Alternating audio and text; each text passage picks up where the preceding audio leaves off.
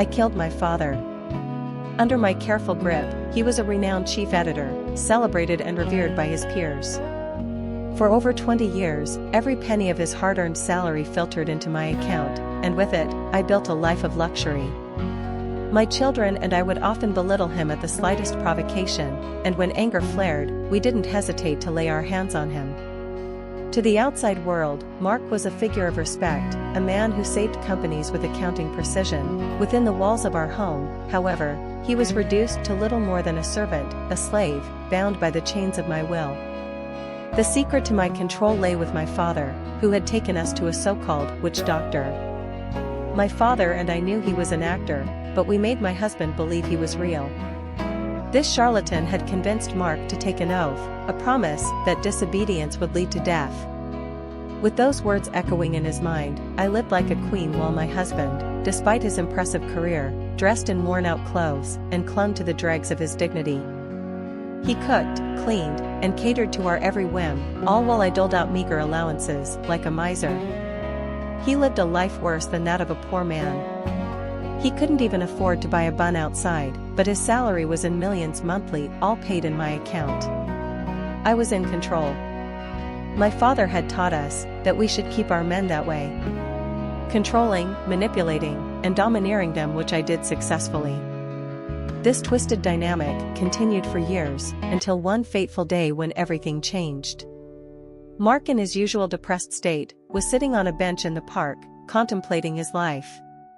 How difficult life has been over the past 20 years, when Lizzie, a psychologist who, with a single glance, recognized the anguish etched across his face and sat beside him. He didn't even see her sit down until she clapped her hands at his face. It was as if she saw straight through the facade I had crafted so carefully. He confided in her, even though he was scared. He chose to let it all out, pouring out the sorrows of a life spent under my thumb. Determined and compassionate, Lizzie promised him he deserved better and vowed to help him break free from my suffocating grasp. He was handsome, kind, and caring. He deserved a kingly treatment, and that was what Lizzie promised. She knew that was her chance, since she desperately needed to get married and she had found a king in rags. She will take chances. So they rented an apartment outside, and that was how my husband's life started to change. Lizzie gave him everything I couldn't, even the conjugal rights, and my husband Mark began shining and even showing a smile. Something I saw in him only on the day of our wedding, before I had taken control. She bought him clothes and the latest iPhone, in contrast to the button he was using, and then encouraged him to go home with everything and not to be afraid of me anymore. She whispered encouragement, and he took it head high. With Lizzie's encouragement, Mark found the courage to confront me.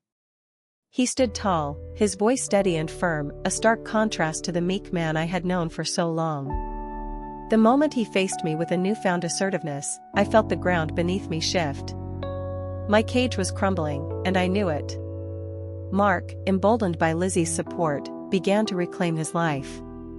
He changed his direct deposit back to his account, leaving me in disbelief. The thought of being dethroned from my queenly pedestal sent panic racing through me. Fueled by desperation, I decided to confront Mark at his workplace, only to be met with hostility. I was thrown out, a pariah in the very environment that had once catered to my whims through my husband's reputation.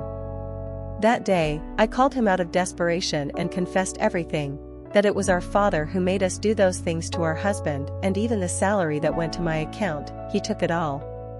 Also, I told him that the witch doctor who made him take a vow was a fake, and my father wanted to scare him that disobedience would lead to death. He was so angry. What followed was a flurry of divorce papers, a shattering of the life I had meticulously constructed. Mark took the bold step of paying a dowry to Lizzie's family, a traditional gesture that cemented his commitment to her. In a fit of rage, I confronted my father, seeking solace in his twisted sense of security. Instead, he suggested a horrific course of action: kidnap Mark and kill him if he refused to obey me. He even enlisted his men to assist. Consumed by anger and betrayal, I set out to reclaim my grip on Mark. The plan was executed under the cover of night. We found Mark at his rented apartment with Lizzie, and in a moment of adrenaline-fueled madness, I shot Lizzie in cold blood before kidnapping Mark since he refused to leave her. We retreated deep into the wild, to a small hut hidden in the forest. I believed I had outsmarted him, that my years of manipulation had prepared me for this moment. Yet, I was woefully mistaken. Mark, now a man transformed, played along with my charade. He feigned submission, waiting for the opportune moment. As I lowered my guard, confidence lulling me into complacency, he seized my gun in a swift motion. The tables had turned, and the predator became the prey. "Move, and I'll shoot," he warned, his voice steady, filled with the authority I had long suppressed. The realization that I had underestimated him hit me like a cold wave. In the ensuing chaos, my father's men, who I had told to leave us alone, had fallen asleep. That was how they fell victim to Mark's newfound resolve. In a matter of moments, he had dispatched them, leaving me alone and vulnerable. With the gun aimed at me, Mark made his way back to civilization using the car I had abducted him in, determined to save Lizzie. In that instant, I realized the depth of my errors. I had allowed my greed and desire for power to blind me, to turn me into a monster who had lost sight of the love and partnership that could have existed between us. I had to admit, I had lost big time. On my way back to my father's house, I was in deep thought. My other two sisters were divorced too. What was the cause of all this? Our father. Just like me, my sister's husband's salary went to my sister's account, and they both treated their husbands like I did, and all ended up losing their marriage. Even our little sister, our innocent sister, constantly asks for money from her boyfriend because our father demands so. It was so disgusting how I and my sisters lost our families because of our father's selfishness, and even our little girl was becoming a victim slowly by slowly. I knew some things had to change, if not for me but at least, for our little girl whom I loved dearly would end up like the three of us. Desperate, I confronted my father once more. He sat there, an embodiment of pride, proclaiming that our mother was dead and that he had no son. Only if we get divorced can we keep him company. He knew with that kind of upbringing, none of us would survive our marriage and we would end up coming back to him. His words cut through me like a knife, illuminating the twisted upbringing that shaped us. How selfish and narcissistic can one get at the expense of their children's happiness? In a fit of rage, I shot him, an act of desperation, a final attempt to claim my power. I knew I couldn't let that continue, given what I had been through and the pain of losing my marriage.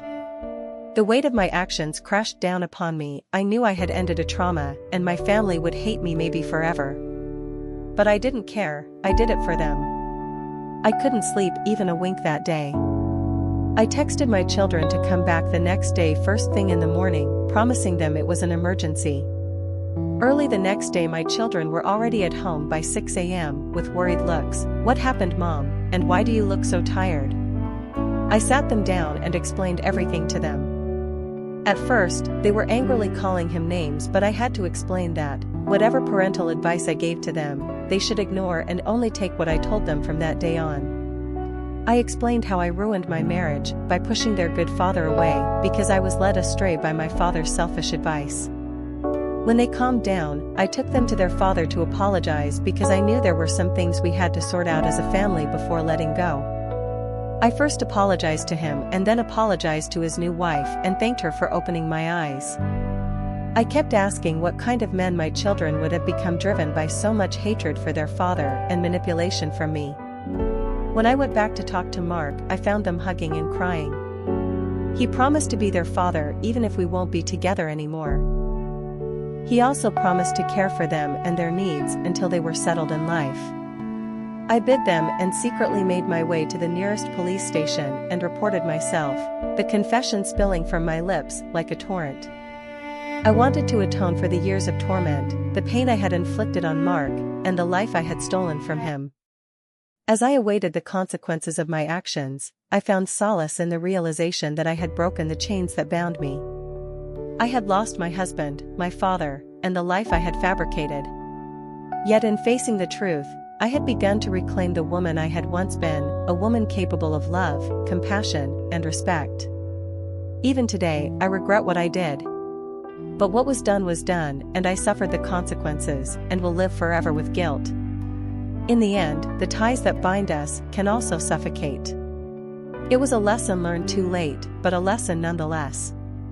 And as I sat in my cell, I realized that freedom, though painful, was worth the fight. My sisters and I since then had a complicated relationship, but I was even happier when they told me they remarried and were happier and felt free compared to the marriages before. Even our little sister later got married and remained in the marriage with a mutual relationship with her husband.